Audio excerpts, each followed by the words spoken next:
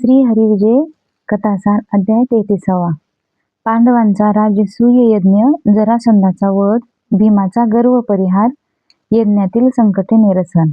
नारदांनी धर्मराजाकडे जाऊन त्याला स्वर्गातील त्याच्या पित्याचा निरोप सांगितला की तुम्ही राजसूय यज्ञ करा. तो एकटाच धर्म, भीम, अर्जुन, नकुल, सहदेव या 5 पांडवांनी पित्याची आज्ञा पूर्ण करण्यासाठी राजसूय यज्ञ करण्याची तयारी केली. त्याच वेळी जरासंधाच्या बंदीशाळेत पडलेल्या 22,000 राजांनी आपणास सोडविण्याविषयी श्रीकृष्णास विनंती पत्र धाडले. तेव्हा त्या राजाची मुक्तता करण्यास ही संधी चांगली आहे असे जाणून श्रीकृष्णाने पांडवांच्या राजसूय यज्ञास मान्यता दिली. राजसूय यज्ञ निश्चित करण्याचे ठरवल्यानंतर धर्मराजाने मोठे सैन्य सिद्ध करून चारी दिशेस दिग्विजयासाठी 4 बंधूंना पाठविले. पूर्वेकडे भीमाला, उत्तर दिशेकडे अर्जुनाला, पश्चिम दिशेकडे नकुलाला आणि दक्षिणेकडे सहदेवाला पाठविले. ते सर्व देशादेशीच्या राजांना जिंकून अपार द्रव्ये घेऊन परत इंद्रप्रस्थ आले. पश्चिमेकडे नकुल गेला होता. त्या बाजूचे सर्व राजे जिंकून तो द्वारकेस जाऊन श्रीकृष्णास भेटला. त्यावेळी श्रीकृष्णाने पवनकुळास अपार द्रव्ये देऊन सन्मान केला. त्यास धर्माकडे रवाना केले. नकुलाच्या मागोमाग श्रीकृष्ण तेथे येऊन धर्मराजास भेटले. सर्व पांडवांना व द्रौपदीस अत्यंत आनंद झाला. त्यांनी एकाच जरासंधाखेरीज सर्व राजांना जिंकल्याचे सांगितले. तेव्हा त्याला जिंकल्याशिवाय राजसूय यज्ञाची पूर्णता होणार नाही, म्हणून जरासंधावर स्वारी करण्याचा बेत करून पार्थ व भीम यास घेऊन श्रीकृष्ण मगध देशात जाण्यास निघाले. मगधपुराजवळ येताच त्या तिघांनी ब्राह्मणाचे वेश घेतले व मुख्य रस्ता सोडून त्यांनी आडमार्गाने नगरात प्रवेश केला आणि ते जरासंधाच्या मंदिरात गेले. त्यावेळी काकबळी टाकावया जरासंध बाहेर आला होता. त्याने त्या ब्राह्मणांना नमस्कार केला. नंतर तिघेही जरासंधाच्या पाकशाळेत जाऊन बसले. जरासंध तेथे आला तेव्हा कृष्ण त्याला म्हणाला, आमच्यापैकी एकाबरोबर तू युद्ध कर अशी आमची इच्छा आहे. ते पाहून जरासंध म्हणाला, तुमचे मागणे मी तुम्हास दिले. आता तुम्ही कोण आहात ते सांगा. हे ऐकून त्या तिघांनी आपली खरी स्वरूपे प्रकट केली व ते पाहून जरासंध हसून म्हणाला, मी भीमाशी युद्ध करायला तयार आहे. मग भीम व जरासंध समरांगणात उतरले व मल्लयुद्ध खेळू लागले. दोघेही बलवान असल्यामुळे कोणी कोणास हार जाईना. श्रीकृष्णानं गवताची एक काडी हातात घेऊन चिरली व तिचे 2 भिन्न दिशांना टाकले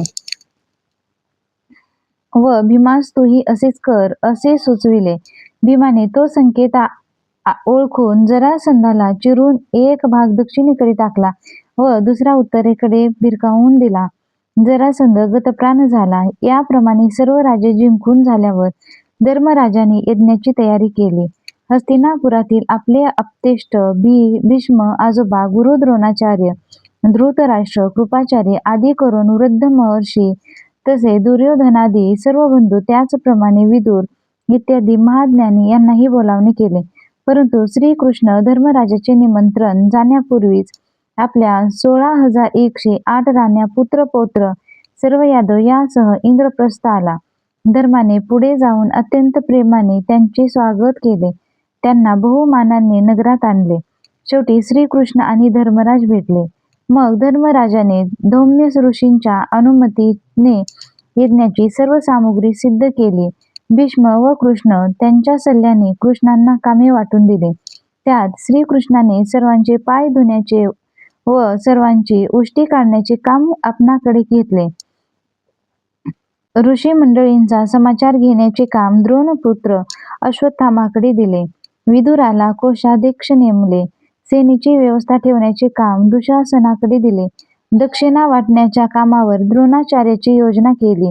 राजाकडून आणलेले नजराणे घेऊन भंडारखान्यात ठेवण्याचे काम दुर्योधनाकडे दिले. यज्ञास काही विघ्ने आली तर ती निवारण्याची कामगिरी अर्जुनाकडे दिली. भोजनाच्या वेळी प्रार्थना करण्याचे काम भीमास दिले. फुले, गंध, अक्षता वगैरे देण्याचे काम नकुळास सांगितले. मध, तूप, पंचामृत वगैरे वाढण्याचे सहदेवास नेमले. कोणतेही न्यून पडले तर पाहण्यास भीष्म विनंती केली. सर्वांना पंक्तीस वाढण्यास कामगिरी द्रौपदीस दिली. अशा निरनिराळी कामे निरनिराळ्या मंडळीस वाटून दिली. नंतर वेदव्यास, याज्ञवल्क्य आणि नारद मुनी यांना ऋत्विज नेमून धर्मराजाने यज्ञास आरंभ केला. तो यज्ञ 1 वर्षपर्यंत चालला. देव संतुष्ट झाले. घृताच तर यज्ञकुंडात पर्जन्य पडत होता. त्यामुळे अग्निनारायण तृप्त झाला. सर्व देवांनी पुष्पवृष्टी केली. राजसूय यज्ञातील धर्मराजाचे थोर ऐश्वर्य पाहून दुर्योधनास वाईट वाटले. हे सर्व कृष्णकृपेने होत असल्याचे त्याच्या ध्यानात आले. त्याने कृष्णास विचारले की, कृष्णा, मी आणि धर्म, कौरव व पांडव यात भेदभाव ठेवून एकालाच सहाय्य का करतोस? नंतर कृष्ण दुर्योधनास म्हणाला, ते पलीकडे ब्राह्मण बसले आहे, त्यातला एक सप्तर्षी ब्राह्मण शोधून आण. मला त्याला काही दान द्यायचे आहे. त्याप्रमाणे दुर्योधन ब्राह्मणास शोधण्यास गेला.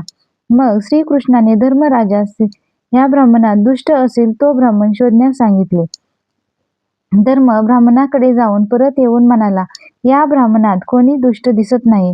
इतक्या दुर्योधन त्या ठिकाणी आला आणि कृष्णास म्हणाला, या ब्राह्मणात मला एकही सत्पात्र ब्राह्मण दिसत नाही, सगळेच दोषी दिसतात. हे ऐकून श्रीकृष्ण म्हणाला, दुर्योधना, पाहिलेस तुझे हृदय किती कपटी, मलिन आहे. निर्दोष असा कोणीच दिसला नाही. उलट धर्माला सगळेच ब्राह्मण निर्दोष पुण्यवान दिसले. हे बोलणे ऐकून दुर्योधनाने मान खाली घातली. पुढे धर्माच्या यज्ञाची योग्य प्रकारे सांगता झाली.